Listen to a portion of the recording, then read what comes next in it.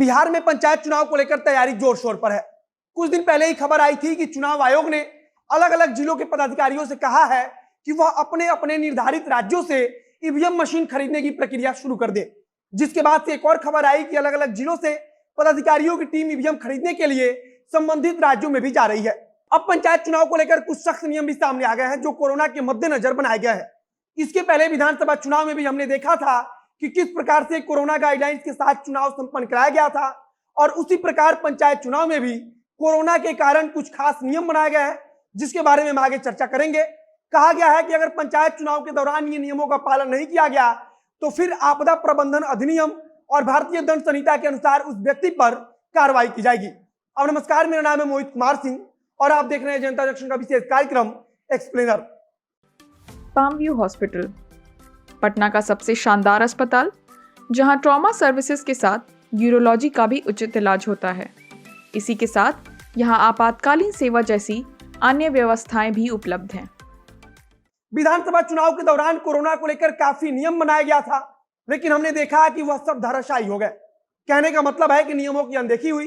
हालांकि इस बार पंचायत चुनाव को लेकर सरकार इसलिए भी सतर्क है क्योंकि अभी कोरोना के दूसरे लहर में हमने देखा कि यह कितना घातक हो सकता है, और अब तो पूरे देश में तीसरे लहर को लेकर चर्चा भी चल रही है। दूसरा लहर जब कोरोना का कहर मचा रहा था तब उत्तर प्रदेश में पंचायत चुनाव चल रहा था, और हमने देखा कि किस प्रकार से उत्तर प्रदेश में भी कोरोना ने अपना कहर बरपाया। बिहार में पंचायत चुनाव को लेकर सरकार यह सब देखकर पहले ही सावधान की स्थिति में आ गई है। सरकार किसी भी कीमत पर कोई लापरवाही होने देना नहीं चाहती है, और उसी हिसाब से राज्य निर्वाचन आयोग भी नियम तैयार कर रहा है। निर्वाचन आयोग की तरफ से बताया गया है कि पंचायत चुनाव के दौरान किसी भी प्रत्याशी को 5 लोगों से ज्यादा को लेकर चुनाव प्रचार कराने की इजाजत नहीं है। कोई भी प्रत्याशी अधिक से अधिक 5 की संख्या में चुनाव प्रचार कर सकता है। पदाधिकारियों की ट्रेनिंग को लेकर भी कहा गया है कि जो भी कर्मचारी या पदाधिकारी ट्रेनिंग लेंगे जाएंगे उन्हें थर्मल स्क्रीनिंग से गुजरना होगा, और अगर उन्हें जरूरत पड़ेगी तो पीपीई किट भी मुहैया कराया जाएगा। निर्वाचन आयोग ने मतदाताओं के शरीर के तापमान को लेकर एक मानक तय किया है, और अगर किसी भी मतदाता के शरीर का तापमान उससे ज्यादा होगा तो उसे एक विशेष प्रकार का प्रिंटेड टोकन नंबर दिया जाएगा। इसके जरिए निर्वाचन आयोग यह सुनिश्चित करना चाहता है कि जिनको यह प्रिंटेड टोकन नंबर दिया जाएगा उन्हें सबसे आखिरी में मतदान करने का मौका मिलेगा। मतदान का आखिरी घंटा ऐसे ही मतदाताओं के लिए खाली रखा जाएगा। जिस मशीन से मतदान होगा उसे भी समय समय पर सैनिटाइज कराया जाएगा। एक और नियम बताया गया है कि अगर कोई भी मतदाता मतदान केंद्र पर बिना मास्क लगाए पहुंचता है तो उसे तत्काल 50 रुपया का जुर्माना भरना होगा। इसके अलावा राज्य निर्वाचन आयोग की तरफ से मतदान केंद्रों पर मास्क की व्यवस्था की जाएगी, लेकिन मतदाताओं को पहले से मास्क लगाकर जाना अनिवार्य है। बताया गया है कि अगर कोई भी मतदाता इस नियम को तोड़ता है तो फिर उसके ऊपर आपदा प्रबंधन अधिनियम और भारतीय दंड संहिता के अनुसार उचित कार्रवाई की जाएगी। निर्वाचन आयोग की तरफ से कहा गया है कि 850 मतदाताओं पर एक मतदान केंद्र बनाया जाएगा जिससे वहां ज्यादा भीड़ इकट्ठी ना हो।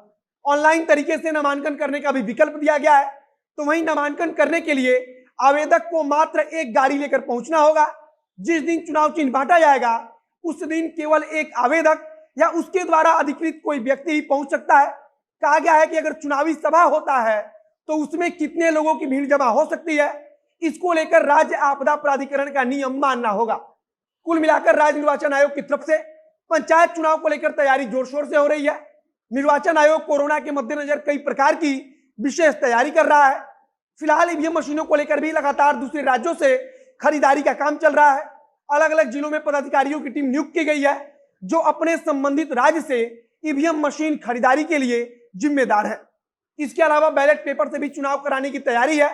जो जानकारी आ रही है उसके मुताबिक सितंबर और अक्टूबर महीने में त्रिस्तरीय पंचायत चुनाव बिहार में कराया जा सकता है, और इसी को लेकर राज्य निर्वाचन आयोग पूरी तैयारी में लगा है।